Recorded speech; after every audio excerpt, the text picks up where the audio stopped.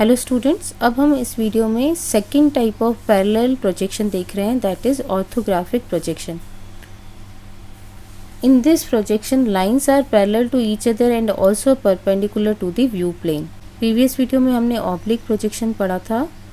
उसमें क्या था कि जो लाइंस ऑफ प्रोजेक्शन थी वो आपस में पैरेलल तो थी, लेकिन व्यू प्लेन पे वो परपेंडिकुलर नहीं थी, वो किसी डिफरेंट एंगल पे थी। जैसे हमने देखा 45 डिग्री एंगल और 63.4 डिग्री एंगल से थी व्यू प्लेन पर। लेकिन ऑर्थोग्राफिक प्रोजेक्शन में क्या होता है, प्रोजेक्शन लाइंस एक दूसरे से पैरेलल भी होती हैं और व्यू प्लेन के परपेंडिकुलर होती हैं। यानी जो भी आप ऑब्जेक्ट दे रहे हो उससे जो रेस निकल रही हैं, लाइंस ऑफ प्रोजेक्शन निकल रही हैं, वो परपेंडिकुलर पैरेलल भी होती हैं एक दूसरे के, और व्यू प्लेन के परपेंडिकुलर भी होती हैं।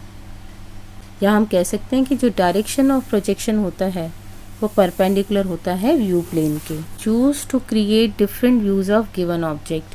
जब भी हमें किसी ऑब्जेक्ट के डिफरेंट व्यूज़ को क्रिएट करना होता है, जैसे आप इंजीनियरिंग ड्राइंग में पढ़ते हो, आप टॉप व्यू बनाते हो, फ्रंट व्यू बनाते हो, साइड व्यू बनाते हो, तो उसके लिए ऑर्थोग्राफिक प्रोजेक्शन का यूज़ किया जाता है। तो मल्टी व्यू में क्या होता है, 3 व्यूज़ होते हैं, फ्रंट व्यू, साइड व्यू और टॉप व्यू। जैसे ये घर बना हुआ है, इसका फ्रंट व्यू अगर देखा जाए, फ्रंट व्यू देखेंगे तो हमें सिर्फ यही दिखेगा, ये पोर्शन दिखेगा।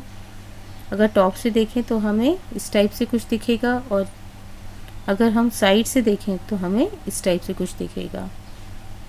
तो मल्टीपल व्यूज़ को शो करने के लिए हमें ऑर्थोग्राफिक प्रोजेक्शन का यूज़ करना पड़ता है। ऑर्थोग्राफिक टाइप प्रोजेक्शन का सेकंड टाइप है एक्सोनोमेट्रिक प्रोजेक्शन। एक्सोनोमेट्रिक प्रोजेक्शन में क्या होता है, orthographic projections that show more than one side of an object are called axonometric projection. अगर आपको जो ऑब्जेक्ट 3D ऑब्जेक्ट दिया हुआ है, जैसे ये 3D ऑब्जेक्ट, ये क्यूब है, तो इसके अगर आपको मल्टीपल साइड्स देखने हैं, ठीक है, जैसे अगर मैं यहाँ से देख रही हूँ तो मुझे ये पोर्शन भी दिख रहा है और ये भी दिख रहा है। एक से ज़्यादा साइड ऑब्जेक्ट के देखने होते हैं तो मुझे एक्सोनोमेट्रिक प्रोजेक्शन का यूज़ करना पड़ता है। तो ये भी एक ऑर्थोग्राफी की प्रोजेक्शन है। ऑर्थोग्राफिक प्रोजेक्शन है मतलब कि लाइंस जो एक दूसरे से पैरेलल होंगी और परपेंडिकुलर होंगी व्यू प्लेन पर, लेकिन इसके साथ साथ हमें जो ऑब्जेक्ट होगा उसके मल्टीपल साइड्स भी शो होंगी व्यू प्लेन पर। तो ये 3 टाइप्स के होते हैं। First is isometric projection. Isometric मतलब होता है सेम। तो all projectors make equal angles with the 3 axis, generally 30 degree angle. तो आइसोमेट्रिक प्रोजेक्शन में क्या होता है, जितने भी प्रोजेक्टर्स हैं, ठीक है, जितनी भी प्रोजेक्शन लाइंस हैं वो इक्वल एंगल क्रिएट करती हैं व्यू प्लेन की 3 एक्सिस से। जैसे यहाँ पर अगर आप देखो तो ये वाला जो एंगल होगा, ये वाला जो एंगल होगा और ये वाला जो एंगल होगा, ये जो एक्स एक्सिस का एंगल है, वाई एक्सिस का एंगल है, और ये जो जेड एक्सिस का एंगल है, अल्फ़ा बीटा गामा, इन सभी के एंगल्स क्या होंगे, इक्वल होंगे with respect to view plane, कह सकते हो आप।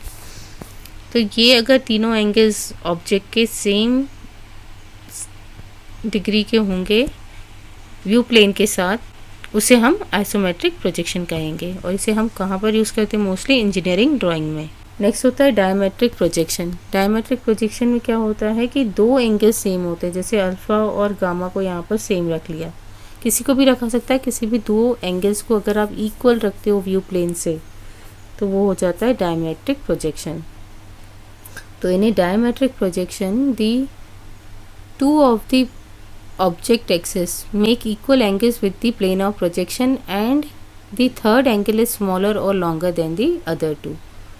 तो diametric projection में क्या होता है, अब 2 of the object axis जो हैं अगर वो equal angle बनाती हैं व्यू प्लेन से, प्लेन ऑफ प्रोजेक्शन से, और थर्ड एंगल जो है वो उन दोनों से स्मॉलर या लॉन्गर होता है, तो वो डायमेट्रिक प्रोजेक्शन होता है। आइसोमेट्रिक प्रोजेक्शन की भी डेफिनेशन में आप ऐसा लिख सकते हो कि in a isometric projection 3 of the object axis make equal angles with the plane of projection. Isometric में हम कह सकते हैं कि तीनों के तीनों जो ऑब्जेक्ट एक्सिस हैं वो इक्वल एंगल बनाती हैं व्यू प्लेन से या प्लेन ऑफ प्रोजेक्शन से। और जबकि डायमेट्रिक में क्या होता है, ऑब्जेक्ट एक्सिस के दो ऑब्जेक्ट एक्सिस जो हैं वो इक्वल एंगल बनाती हैं प्लेन ऑफ प्रोजेक्शन से, और जो थर्ड होता है वो उन दोनों से स्मॉलर या लॉन्गर हो सकता है। और ट्रायमेट्रिक में क्या हो जाएगा, in a trimetric projection no two object axis make equal angles with the plane of projection. Trimetric में क्या होगा, तीनों के तीनों एंगल्स जो होंगे अल्फ़ा बीटा गामा, ये तीनों के तीनों डिफरेंट होंगे, अनईक्वल होंगे। कोई भी ऑब्जेक्ट एक्सिस जो है वो इक्वल एंगल नहीं बना रही होगी प्लेन ऑफ प्रोजेक्शन पे। तो it offers more flexibility in orienting the object in space. तो उस केस में आपको ज़्यादा फ्लेक्सिबिलिटी होगी, आप किसी भी एंगल से जो है ऑब्जेक्ट को स्पेस में रोटेट कर सकते हो। जबकि प्रीवियस टू में आइसोमेट्रिक और डायमेट्रिक में आपको एंगल का ध्यान रखना पड़ेगा, सारे एंगल्स इक्वल होने चाहिए या दो एंगल्स इक्वल होने चाहिए। जबकि ट्रायमेट्रिक में आप किसी भी एंगल से ऑब्जेक्ट को स्पेस में रोटेट करके उसका प्रोजेक्शन बना सकते हो व्यू प्लेन पर।